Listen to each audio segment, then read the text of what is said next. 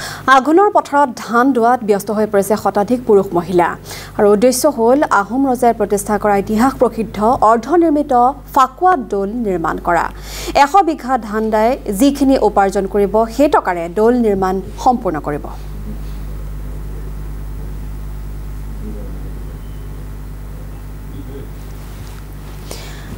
আৰু মাজুলীৰ senior bureau chief Ranjan Bora আছে পোনপটীয়া সম্প্ৰচাৰত আমি সংযুক্ত হৈছোঁ তেখেতৰ সৈতে অধিক তথ্যৰ বাবে এই মুহূৰ্তত মই মাজুলীৰ গোসাইবাৰী পথাৰত উপস্থিত আছোঁ। আঘোনৰ পথাৰ আৰু এখন পথাৰত ৰাইজে একেলগে তেওঁলোকে ধান দাইছে আৰু মাজুলীৰ গোসাইবাৰী যি ফাকুৱা দৌল আছিলে ইতিহাস প্ৰসিদ্ধ ফাকুৱা দৌলটো নিৰ্মাণৰ কাৰণে তেওঁলোকে ফাকুৱা দৌলৰ সাহায্যৰ বাবে তেওঁলোকে ধান দাইছে আৰু আঘোনৰ পথাৰত তেওঁলোকে ধান দোৱাৰ এটা অন্য উদ্দেশ্য আছে, যিটো উদ্দেশ্য হৈছে যে ৰাইজে নিজৰ গাঁঠিৰ ধন ভাঙি তেওঁলোকে আনৰ পথাৰত ধান দাই একেলগে যিখিনি টকা তেওঁলোকে উপাৰ্জন কৰিব সেই টকাৰে তেওঁলোকে সেই ফাকুৱা দৌলটো নিৰ্মাণ কৰিব। আমি ইতিহাস প্ৰসিদ্ধ ফাকুৱা দৌলটো আমি নিউজ লাইভৰ আনখন স্ক্ৰীণত আমি দেখুৱাই আছোঁ। ইতিহাস প্ৰসিদ্ধ ফাকুৱা দৌলটো নিৰ্মাণৰ বাবে ৰাইজে উদ্যোগ লৈছে আৰু ৰাইজৰ গাঁঠিৰ ধন ভাঙি ৰাইজে আঘোনৰ পথাৰত ধান দাই তেওঁলোকে যিখিনি টকা উপাৰ্জন কৰিব সেই টকাৰে ফাকুৱা দৌলটো তেওঁলোকে নিৰ্মাণ কৰিব। আধৰুৱা হৈছে ফাকুৱা দৌলটো। দাদা কি ক'ব এই মুহূৰ্তত ফাকুৱা দৌলটো কেতিয়া প্ৰতিষ্ঠা কৰা হৈছিলে? আহোম ৰজাৰ দিনতে প্ৰতিষ্ঠা কৰা হৈছিলে। হয় বাৰু, আমি নমস্কাৰ জনাইছোঁ নিউজ লাইভৰ সকলো সদস্যলৈ। যাই হওক, আমি আপোনালোকে গোসাইবাৰী গাঁৱত উপস্থিত হোৱাৰ কাৰণে আমি পুনৰবাৰ আপোনালোকলৈ ধন্যবাদ জ্ঞাপন কৰিছোঁ। লগতে এই ফাকুৱা দৌললৈ আপোনালোক অহাৰ বাবে আমি ফাকুৱা দৌলৰ ইতিহাস ৰজা লক্ষীসিংহৰ দিনতে এইটো প্ৰতিষ্ঠা হৈছিল। যেতিয়া নেকি মোৱামৰীয়া বিদ্ৰোহ হৈ আছিল সেই সময়ৰ পৰা বুৰঞ্জী প্ৰসিদ্ধ হৈ জেগাকণ আমি উন্নতি কৰিবৰ কাৰণে বিভিন্ন সময়ত বিভিন্ন ভাগে চৰকাৰৰ ওচৰত আমি যোগাযোগ ৰাখি আছিলোঁ। আৰু এতিয়া ধান দোৱাৰ উদ্দেশ্যটো কি? মূলতঃ ধান দোৱাৰ এতিয়া উদ্দেশ্যটো হৈছে কি, এই আমাৰ যিকণ দৌল ভাগ ৰাইজৰ গাঁঠিৰ ধন ভাঙি আমি শেষ কৰি লোৱা আৰু পইচা নাই। গতিকে এতিয়া আমি যিকণ বনাই আছোঁ আৰু তাৰ কাৰণে আমি টিংপাত লগাবলৈ পইচা নাই।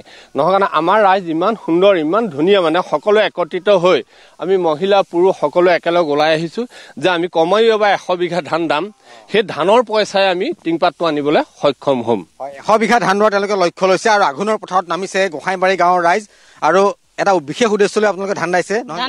নমস্কাৰ, এই আমি নিউজ লাইভলৈ ধন্যবাদ জনাইছোঁ।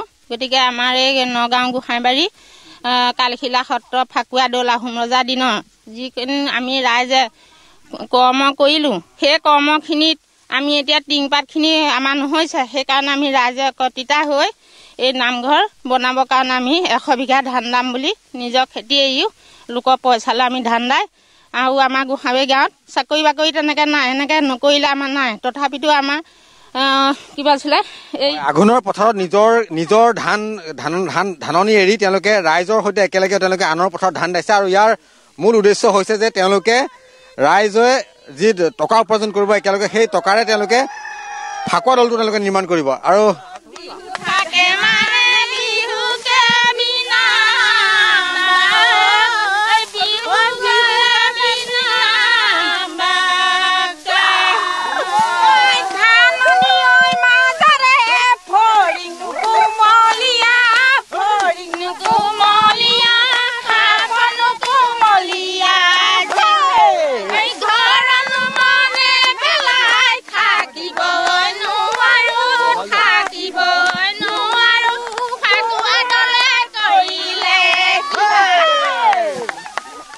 এনেদৰে তেওঁলোকে আনন্দ আৰু উল্লাস কৰি তেওঁলোকে ধাননি পথাৰত ওৰে দিনটো তেওঁলোকে ব্যস্ত হৈ থাকে আৰু প্ৰতিটো পুৱাই তেওঁলোক ওলাই আহে ধান দাবলৈ আৰু 100 বিঘা তেওঁলোকে ধান দোৱাৰ লক্ষ্য লৈছে আৰু 100 বিঘা ধানত তেওঁলোকে প্ৰতি বিঘা ধানত তেওঁলোকে 1000 টকাকৈ 100 বিঘা ধানত তেওঁলোকে 1 লাখ টকা তেওঁলোকে উপাৰ্জন কৰিব আৰু সেই টকাৰে তেওঁলোকে ফাকুৱা দৌলৰ যিখিনি অৰ্ধনিৰ্মিত কাম আছিলে সেই কাম সম্পূৰ্ণ কৰিব।